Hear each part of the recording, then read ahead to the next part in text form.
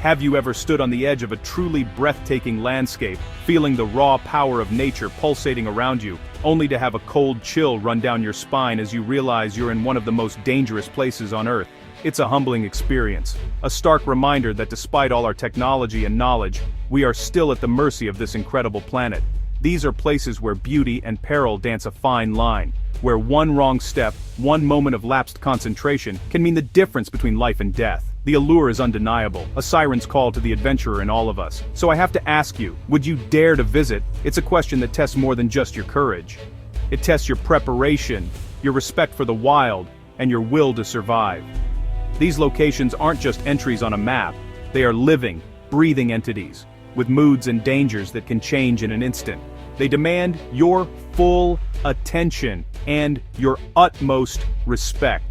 They are the ultimate proving grounds for anyone who wants to truly understand the untamed heart of our world. Today, we're not just looking at pictures, we're embarking on a journey. We're going to uncover some of the most dangerous, most unforgiving, yet utterly fascinating places in the world. From scorching deserts that can boil water to frozen peaks that steal your breath, we'll explore what makes these locations so deadly, and why, against all odds, humans are still drawn to them. So, strap in, check your gear, and get ready to push the limits. This is your ultimate guide to the world's most dangerous places. Right, first up, we're heading to a place that looks like it's been ripped from another planet, the Danakil Desert in Ethiopia. They call it the crucible of creation, and when you see it, you understand why. This isn't your average desert of rolling sand dunes. Imagine a landscape, painted in violent yellows, greens, and oranges, with acid pools bubbling like a witch's cauldron, and salt flats stretching to a shimmering heat-hazed horizon. It's beautiful, in a terrifying, otherworldly way. But don't let the bizarre beauty fool you. This place is actively trying to kill you. The air temperature regularly soars above 50 degrees Celsius, that's 122 Fahrenheit, making it one of the hottest inhabited places on Earth. The ground itself can be even hotter. You feel the heat not just on your skin but deep in your lungs with every breath. Dehydration here isn't a risk, it's a certainty if you're not constantly drinking water, far more than you think you need. And it's not just the heat, the air itself is a toxic cocktail. Volcanoes in the region spew out sulfurous gases, creating an atmosphere that can be genuinely poisonous.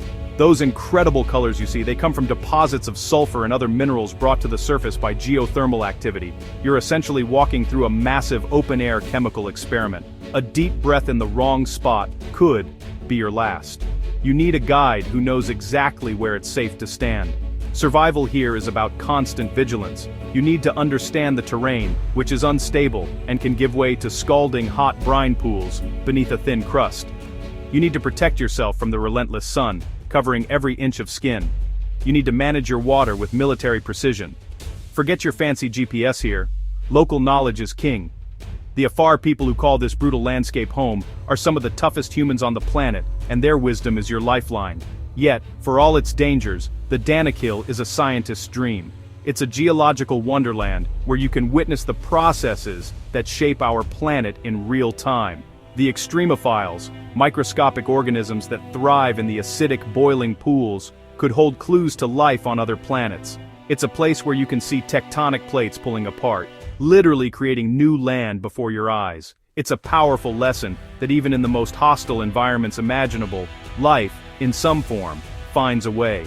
This desert is the ultimate test of endurance. It pushes your body and mind to their absolute limits. It strips away everything but the essential will to survive. Visiting the Danakil isn't a holiday, it's an expedition that redefines your understanding of what it means to be alive. It's a raw, primal experience that will stay with you forever, a stark reminder of the planet's creative and destructive power. Now, imagine a place where the world's oldest desert crashes into the cold, angry Atlantic Ocean. This is Namibia's Skeleton Coast. The name alone sends a shiver down your spine, and for good reason. The Sand Bushmen called this land the land God made in anger, and the Portuguese sailors knew it as the Gates of Hell. It's a coastline littered with the bones of whales and the rusting skeletons of countless ships, a graveyard of ambition and misfortune. The primary danger here is the sea itself, and the treacherous weather it creates. The cold Benguela current from the Antarctic meets the hot, dry air of the Namib Desert, generating a dense, disorienting fog that can blanket the coast for most of the year. This fog can roll in without warning, reducing visibility to zero. For centuries, it has lured ships to their doom, crashing them against hidden rocks and sandbanks just meters from the shore. Once you're shipwrecked here, the ordeal has only just begun. You might have survived the wreck, but now you face a new, even more formidable enemy: the desert. Behind you is the raging, impassable surf of the Atlantic. In front of you lies hundreds of miles of waterless, shifting sand dunes. It's one of the most inhospitable environments on the planet. There's no fresh water, no food, no shelter. It's a cruel trap, and the coast is littered with the stories of those who never made it out. Even the wildlife here is tough. While it seems barren, the coast is home to desert-adapted lions, elephants, and hyenas. These animals are masters of survival, but they are also incredibly dangerous. A pride of lions hunting seals on the beach is an incredible sight, but it's a stark reminder that you are not at the top of the food chain here. Encounters can be unpredictable and deadly. You're in their territory, and they have the home advantage. Getting around is another immense challenge. The shifting sands make driving treacherous, even for the most experienced off-roaders in a fully equipped 4x4. It's incredibly easy to get bogged down, miles from any help. A simple mechanical failure can become a life-threatening situation. You have to be completely self-sufficient, carrying all your own water, food, fuel, and recovery gear. There's no calling for roadside assistance out here. Yet, there's a desolate, haunting beauty to the Skeleton Coast that is utterly captivating. The sight of a massive shipwreck, half swallowed by the sand, with the waves crashing against its rusted hull, is unforgettable. The stark contrast of the red dunes against the blue ocean, the colonies of thousands of seals, the sense of profound isolation, it's an experience that connects you to the raw, untamed power of nature. It's a place that reminds you of your own mortality, and in doing so makes you feel intensely alive. You might not think of New Hampshire in the USA as a global danger zone, but don't be fooled. Mount Washington is a killer. It may not have the extreme altitude of the Himalayas, but it holds the dubious honor of being home of the world's worst weather. This mountain is a perfect storm of meteorological chaos, and underestimating it has been the final mistake for many experienced hikers. It demands respect. The mountain's danger lies in its extreme and wildly unpredictable weather. It sits at the convergence of several major storm tracks, and its topography funnels winds, accelerating them to incredible speeds. In 1934, the observatory at the summit clocked a wind speed of 231 miles per hour. That's 372 kilometers per hour, a record for a human-observed wind gust on the Earth's surface that stood for decades. Hurricane-force winds are a regular occurrence here, happening on average over 100 days a year. This wind, combined with freezing temperatures, creates a wind chill factor that is off the charts. Even on a seemingly mild day at the base, the summit can be a polar nightmare. Temperatures can plummet dramatically in a matter of minutes, and the wind can drop the effective temperature to minus 50 degrees Fahrenheit, that's minus 45 Celsius, or even lower. Hypothermia is the #1 killer on this mountain. It can set in with frightening speed, clouding your judgment when you need it most. The terrain itself is unforgiving. Above the tree line, you're exposed on a jumble of massive, often slick and icy rocks. In winter, these trails are buried under deep snow and treacherous ice. In summer, you can be caught in a sudden, violent thunderstorm with nowhere to hide. The weather changes so fast that a sunny morning can turn into a whiteout blizzard by the afternoon, completely disorienting even those with a map and compass. What makes Mount Washington so deceptive is its accessibility. It's in a populated part of the world, with a road and a cog railway going to the summit. This gives people a false sense of security. They see families driving to the top and assume a hike will be a simple walk in the park. They show up in shorts and t-shirts, completely unprepared for the Arctic conditions that can materialize out of nowhere. This is the mountain's greatest trap. Surviving a trip up Mount Washington is all about preparation and the willingness to turn back. You need to carry layers of appropriate clothing, extra food, and water, and proper navigation tools, and know how to use them. You must check the higher summits forecast obsessively before you even think about setting foot on the trail. And most importantly, You have to leave your ego at the trailhead. The mountain doesn't care about your plans. If the weather turns, your only goal is to get down safely.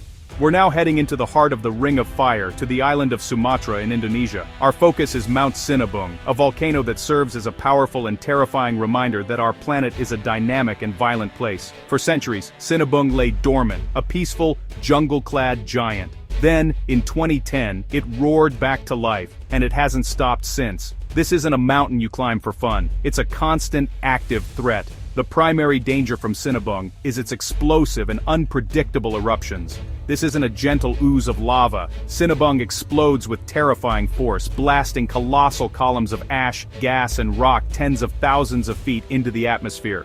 These ash clouds can travel for hundreds of miles, grounding flights and blanketing entire towns and villages in a thick layer of gray, suffocating dust. The weight of this ash can cause roofs to collapse, and inhaling it is seriously damaging to your lungs. Even more deadly are the pyroclastic flows. When an eruption column collapses, it creates a superheated, fast-moving avalanche of gas and volcanic debris that can reach temperatures of 1,000 degrees Celsius, about 1,830 degrees Fahrenheit, and travel at hundreds of kilometers per hour. There is no surviving a pyroclastic flow. It incinerates and destroys everything in its path. Entire villages that once sat on the slopes of Sinabung have been wiped from the face of the earth. The danger doesn't end when the eruption stops. The heavy rainfall common in this tropical region can mix with the thick layers of volcanic ash on the slopes, creating lahars.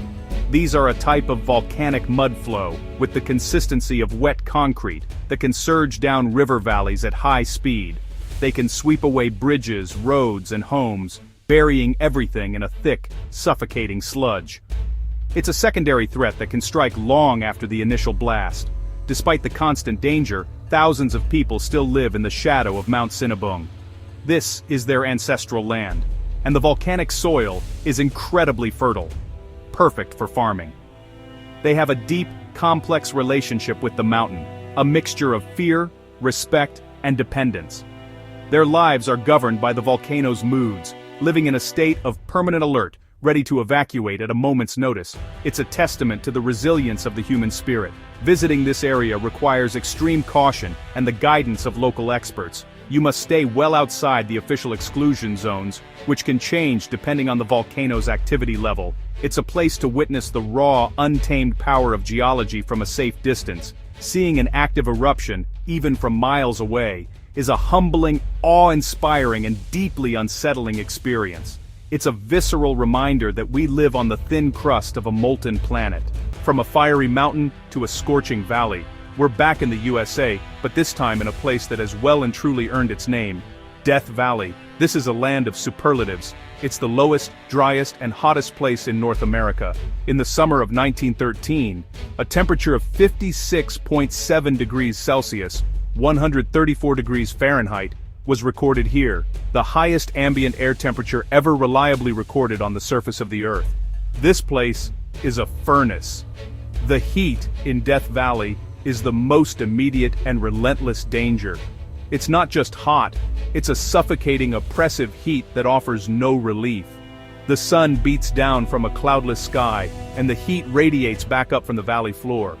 Your body sweats profusely just trying to stay cool, and you can become dangerously dehydrated in a shockingly short amount of time. Without a constant and massive intake of water, we're talking gallons, not bottles, heat stroke is a very real and very deadly possibility. What's deceptive is how vast and empty the valley is. You can drive for hours without seeing another soul. If your car breaks down, you are in a serious survival situation. A simple, flat tire can become a life or death scenario. Cell phone service is non-existent in most of the park. You must be completely self-reliant. Walking for help in the midday heat is a fatal mistake. You should always stay with your vehicle.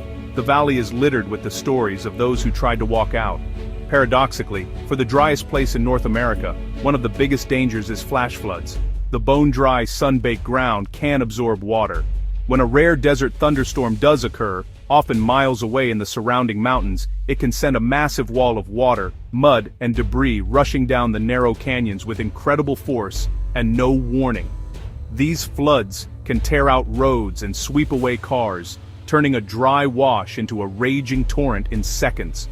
The isolation is another key factor.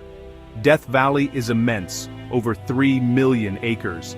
It's easy to get lost on the maze of backcountry roads. Help can be hours or even days away.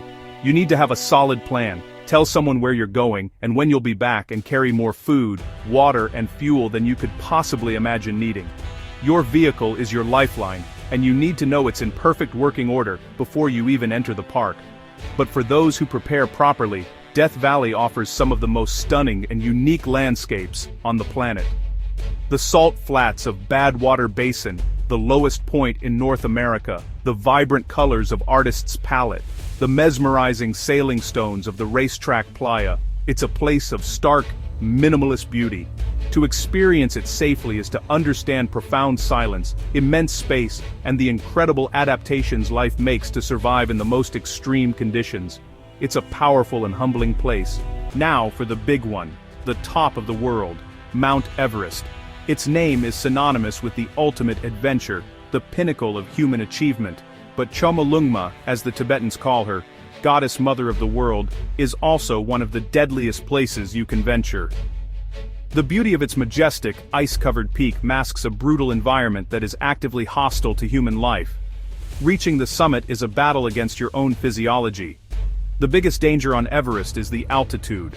Above 8,000 meters, about 26,000 feet, climbers enter what is known as the death zone. Here, the air is so thin that there isn't enough oxygen to sustain human life. No matter how fit you are, your body is slowly dying. You're using bottled oxygen, but it's not a perfect solution. Judgment becomes impaired, simple tasks become monumental efforts, and the risk of life-threatening conditions like high-altitude cerebral edema and high-altitude pulmonary edema becomes critical. The weather is another major killer. It is notoriously unpredictable and can change in an instant. A clear summit day can turn into a raging blizzard with whiteout conditions and winds over 100 miles per hour.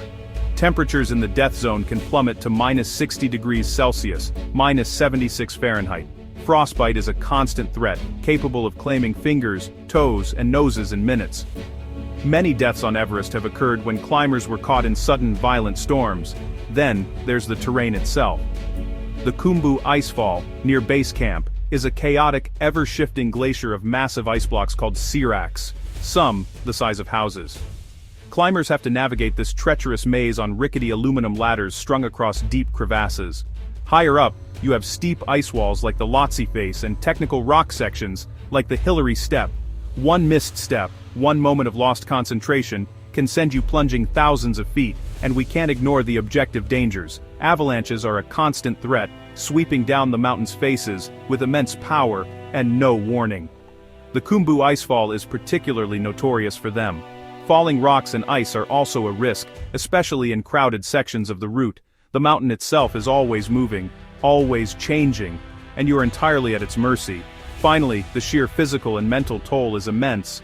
A typical Everest expedition takes 2 months, allowing the body to acclimatize. It's a grueling process of climbing high and sleeping low, pushing your body to its limits day after day. The exhaustion, the cold, the lack of oxygen, it all combines to create a state of extreme fatigue where making a simple mistake is easy. The mountain tests not just your strength but your resilience and your decision-making under the most extreme pressure imaginable. It's the ultimate test, but one that comes with the ultimate price. For our final location, we're heading to what looks like a picture-perfect paradise, Fraser Island, or Kagari, off the coast of Queensland, Australia. It's the world's largest sand island, boasting stunning freshwater lakes, ancient rainforests growing on sand, and miles of pristine white beaches. It looks like the ultimate holiday destination, but this paradise has a dark side. It's packed with hidden dangers that catch the unwary. First, let's talk wildlife. The island is famous for its dingoes. These aren't domestic dogs, they are wild predators and are a protected species here. While they look beautiful, they can be aggressive and unpredictable, especially if they have become accustomed to being fed by tourists. There have been several serious attacks, some of them fatal. You have to be constantly aware of them, especially with children, and never, ever feed them. The water surrounding the island is just as dangerous. The ocean here is notorious for its powerful riptides that can sweep even the strongest swimmer out to sea in an instant. And if the rips don't get you, the marine life might.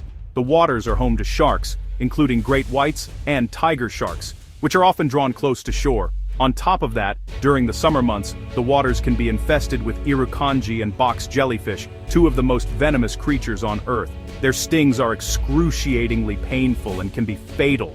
This is why you'll see everyone swimming in the island's freshwater lakes, not the ocean. Driving on the island is another major hazard. The beaches are the highways, and the inland tracks are deep, soft sand. It's strictly 4x4 territory, and even then, it's incredibly easy to get your vehicle bogged or even roll it. Driving conditions change with the tides, and hitting a soft patch of sand at speed can have catastrophic consequences. Many tourists, inexperienced with sand driving, get into serious trouble here every year. Even the beautiful freshwater lakes and creeks aren't entirely without risk. While they are generally safe for swimming, you still need to be cautious. The sand around the edges can be soft and deep, almost like quicksand, especially at places like Eli Creek. It's also vital not to use soaps or sunscreens in the lakes to protect their fragile ecosystems, but the primary dangers remain outside these tranquil spots. Fraser Island is the perfect example of how a beautiful place can mask a host of dangers. It lulls you into a false sense of security. You're surrounded by incredible beauty, and it's easy to let your guard down. But here, you have to be constantly aware of your surroundings. You need to respect the wildlife, understand the ocean, and know the limits of your vehicle and your own abilities. It's a wild place that demands respect. It's a reminder that survival isn't just about enduring extreme cold or heat. It's about knowledge and awareness. Fraser Island is a microcosm of Australia itself, a land of stunning beauty and lethal dangers, often side by side. To enjoy it safely, you need to be smart, be prepared, and never, ever underestimate the power of nature, even when it looks like paradise. From the boiling cauldron of the Danakil Desert to the treacherous ice of Everest, we've journeyed to some of the most unforgiving corners of our planet. These places test the limits of human endurance, courage, and ingenuity. They are raw, untamed, and utterly indifferent to our survival. Yet, they possess a powerful, almost magnetic pull. They call to the spirit of adventure that lies within all of us, that deep-seated need to explore, to understand, and to see what lies over the next horizon. These environments demand more than just physical strength. They demand humility and respect. They teach us that preparation, knowledge, and the wisdom to turn back are the most important survival tools we have. They remind us that we are not masters of this planet, but guests. Visiting these places, whether in person or through a screen, connects us to the fundamental forces that have shaped our world, and in turn, shaped us. It's a powerful lesson in perspective, reminding us of our own small place in a vast and wild universe. So, would you dare to visit? Perhaps the more important question is, what can we learn from these places? They teach us resilience. They highlight the incredible adaptability of life, and they underscore the fragile beauty of our world. The spirit of adventure isn't just about conquering peaks or crossing deserts. It's about pushing our own boundaries, gaining a deeper understanding of the world, and feeling truly, intensely alive. Keep exploring, stay safe, and never lose that sense of wonder. The wild is waiting,